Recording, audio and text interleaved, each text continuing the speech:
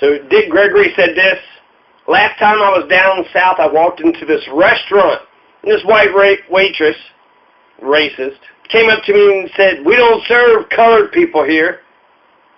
So I said, "Well, that's all right. I don't eat colored people. Bring me a whole fried chicken."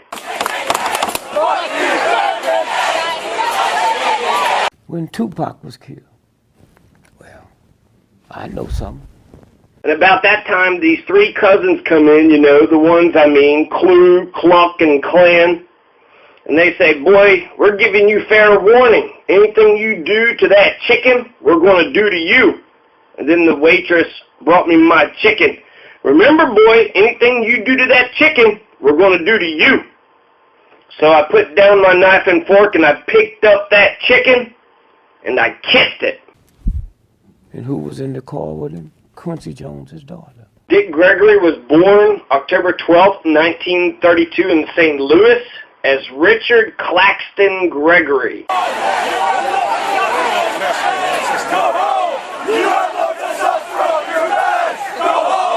He was raised by his single mother, Lucille, who did odd jobs to help support his family and used humor as a defense against the neighborhood bullies. Killed so many times, the car is bulletproof. Dick Gregory attended Sumner High School and then won a track scholarship to Southern Illinois University, where he ran the half mile and received the school's Outstanding Athlete Award. He was shot in the car. Shot in the car. While a student, he was drafted into the U.S. Army in 1954 and did comedy routines and military shows. This is what this is about. And what I wish Bill Clinton was here, so I would apologize to him for you black folks. See, you black folks tricked him. You went in that big old black pot and said, "Here, white boy, you black." Huh? You have no testosterone, you better go home. You have no testosterone, you better go home. You have no testosterone, you better go home. You have no testosterone, you better go home. When Dick Gregory had started, a black comic wasn't allowed to work a nightclub. They could sing, they could dance, but they couldn't just stand flat-footed on their feet with a microphone and just speak. Because if black folks were allowed to do that, well, then other people would see that black folks were intelligent, too. And then you went back in that black pot and said, "Here, Obama, you ain't black enough. What kind of fool is you?" Huh? Dick Gregory was invited to the Tonight Show in 1962, but Dick Gregory refused to go on unless he was allowed to sit down next to the host, Jack Parr, after he did his stand-up routine, and then be interviewed. A black performer had never done that before. And when he went in there, Dick Gregory, he sat on the couch, talked about his children, and apparently a shit ton of people was calling in to NBC in New York into the switchboard that the circuits blew out. Thousands of letters were being written. A lot of people got a huge reaction out of this, essentially saying, "I didn't know black children and white children were the same." The Ku Klux Klan did not say Obama too white. You did. After that Tonight Show appearance, Dick Gregory noted that his salary had jumped from $250 for 7 nights of work, 3 shows a night at the Playboy Club, to $5,000 a night. And the next year and a half, he made $3.9 million. Fuck you, faggots! Fuck you, faggots! Fuck you, faggots! And so if Bill was here, I said, "Bill, I'm going to apologize to you." Because black folks not only told you, but tricked you. See, I have a son, a chiropractor now, Christian. He's 8 years old. He came to me crying. He said, "Dad, my brothers and sisters is laughing at me." I said, "Why?" He said, "Well, I built me one of these castles, and I make like it's my house. And do you see anything wrong with that?" I said, "Well, how old are you, boy?" He said, 8 years old. I said, "No, there's nothing wrong with that until you start using it as your address." So I tell Bill Clinton, ain't nothing wrong with being black as long as you're playing. But when you try to use it as your address. Dick Gregory is a civil rights activist. He was there in all these. He was an opponent of the Vietnam War. He made friends with Martin Luther King Jr. and Malcolm X. He honored a request from Medgar Evers to speak at a voter registration rally in Jackson, Mississippi. He delivered food to the NAACP offices in the South. He marched in Selma, Alabama. He got shot while trying to keep the peace during the 1965 Watts riots. He was arrested in Washington for a protest in Vietnam, performed benefit shows for the Congress of Racial Equality, and traveled to Tehran in 1980 to attempt to negotiate the hostages' release. Iran had kidnapped some American soldiers. This is the reason why Ronald Reagan beat Jimmy Carter. And Dick Gregory tried to go to Tehran to negotiate their release. To use it as your address, then I got some serious questions. Have you and your wife and your daughter ever been standing on a street corner in New York and a cab passed you by because you the black president? Huh? Huh? Have you ever had Chelsea pulled over by the white police because her daddy's the black president? Mr. President, do you know what it feels like to be a black person? To be a Congress lady? Huh? To be a lieutenant governor with 12 doctor's degree and driving down the street and hear the police siren and you start squeezing that steering wheel tight and they pass by you and you thank God. Damn thanking God. You didn't do nothing in the first place, huh? Do you know what it is? Dick Gregory ran for mayor of Chicago in 1967 but lost to Richard Daley. Then he entered the race for the United States president a year later.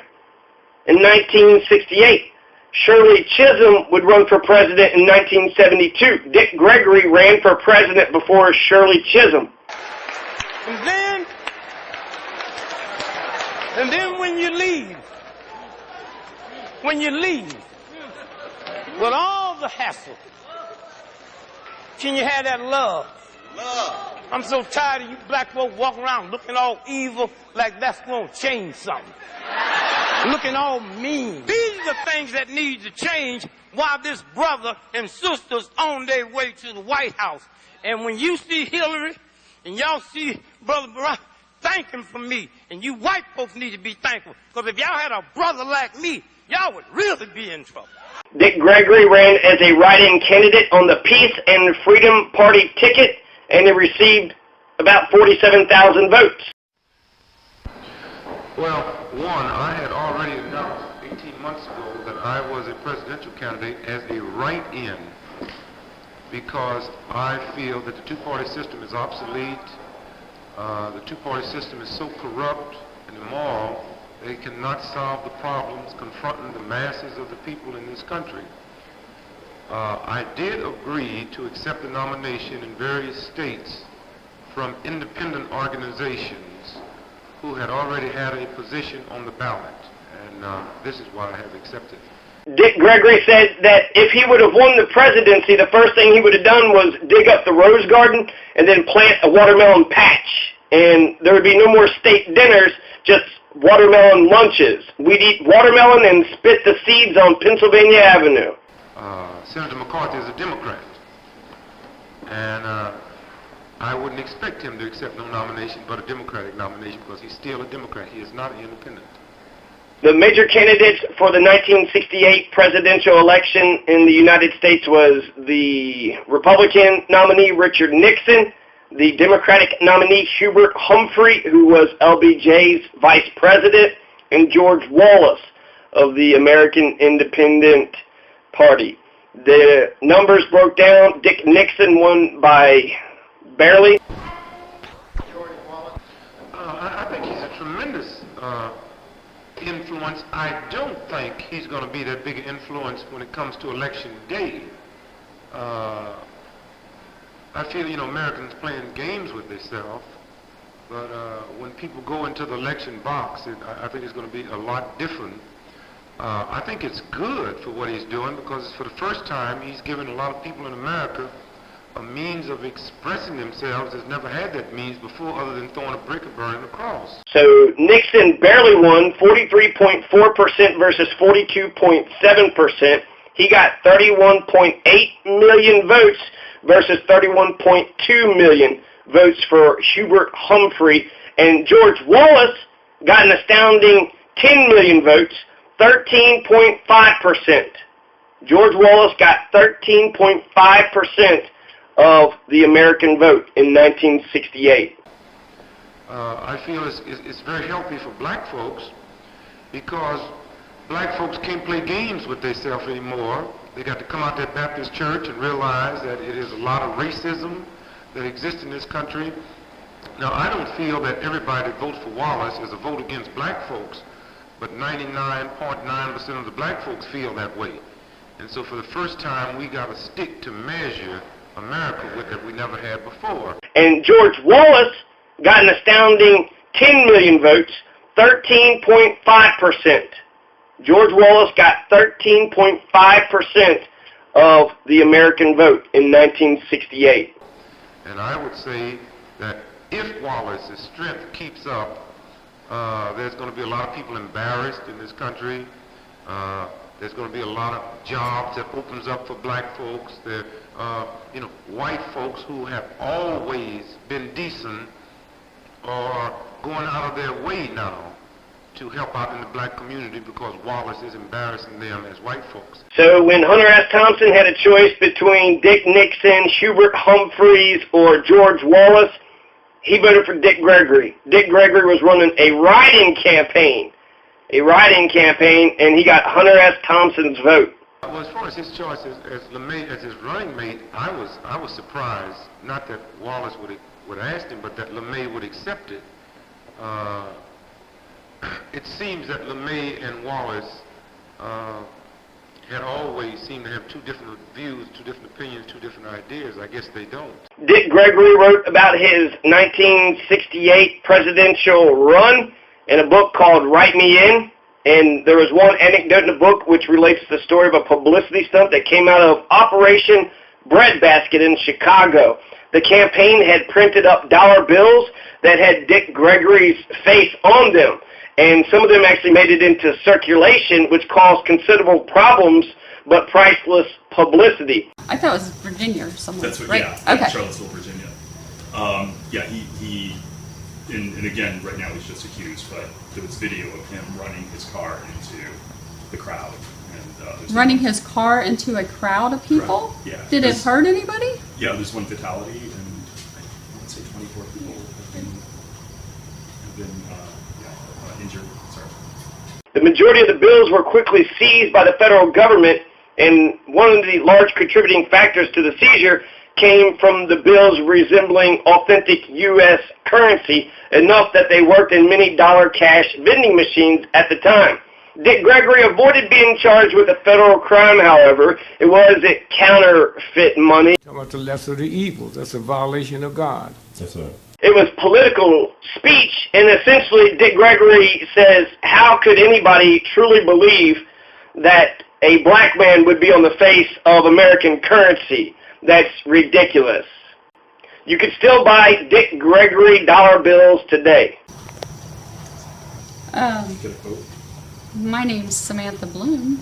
I'm his mother. Very good. I'm so sorry. This is a terrible way for you to hear this news. You haven't been notified at all about this? No. Wow. So this is the first you're learning of it. So sorry. Was there any indication that this might be kind of where he was going? Dick Gregory was an outspoken critic of the Warren Commission's findings that JFK was assassinated by Lee Harvey Oswald on March 6, 1975. Dick Gregory and assassination researcher Robert J. Grodin appeared on Geraldo Rivera's late-night ABC talk show, Good Night America. An important historical event happened that night when the famous Zapruder film of JFK's assassination was shown to the public on TV for the first time in 1975, 12 years after JFK was killed. here's the lesser of the evils. Your grandmother's sick. And you have to go because you got a foot operation. The Freedom and Peace Party had broken off from the Peace and Freedom Party. He was able to get 47,097 votes, including Hunter S. Thompson. Hunter S. Thompson voted for Dick Gregory to become president in 1968. And you only got two people you can pick from to watch her till you get back. One has been arrested for raping old women. He's been arrested twice. I just knew he was going to a rally. I mean, you know, I try to stay out of his political views. We don't, I don't really get too involved. I moved him out to his own apartment, so I'm watching his cat. The other one's been arrested 40 times. Which one do you pick? The one that's been arrested twice or 40? In 1964, Dick Gregory wrote an autobiography called Nigger. He described his impoverished childhood and the racism he experienced in that book. In the foreword, he made a note to his mother because his mother hated the N-word, and he said, "Dear Mama, wherever you are, if you ever hear the word nigger again, remember they are advertising my book." Oh, I mean, The human heart beats very.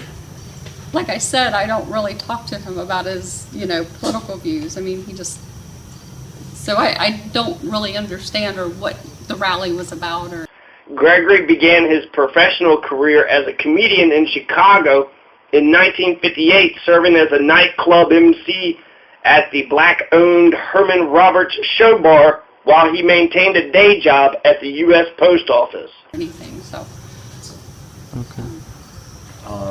I just know there is he did mention, what is Albright? What is it? Alt-right? Albright. No, alt-right. It's like alternative right. Right. It's Yeah, ultra-conservative, white supremacist organizations. Let's look at this here. There's John Hanson. Black face, gray nappy hair. Okay? I didn't know it was white supremacist. I thought it had something to do with Trump. Trump's not a supremacist. Loosely done. I mean, he had an African-American friend. I mean, so Yeah. Is this surprising to you then, I guess?